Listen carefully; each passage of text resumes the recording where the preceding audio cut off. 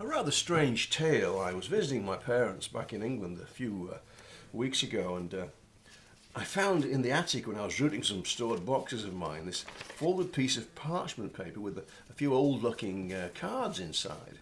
At first I thought perhaps they were tarot cards or something, but obviously not. It wasn't a full deck of those, and most of the cards were actually the same, which was rather strange. One was different.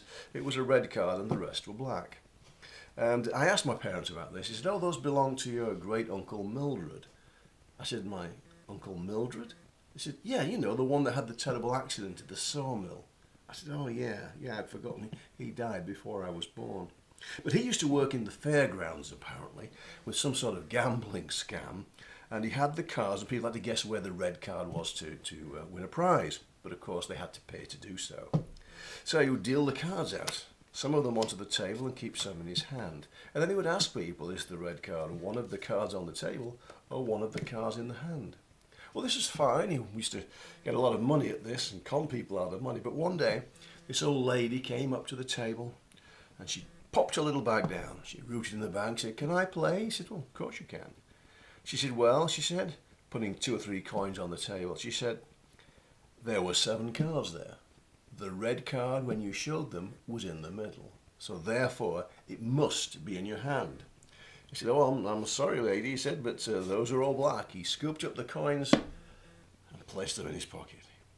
She seemed a little perturbed and frustrated by this. She said, "I want to try again." He said, "Go for it." So she tipped the bag out completely.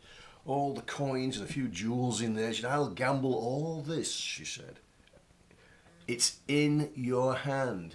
He said, "You crazy old lady, I just showed you it wasn't one of those. Get out of here." He picked up the coins, the jewels, he popped them in his pocket.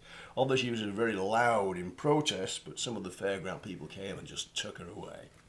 My uncle carried on his gambling scam throughout the day, and he wasn't concerned about this at all, but he should have been, because the old lady wasn't going to forget. She was in the woods picking certain herbs and plants and a few frogs and throwing them in a pot.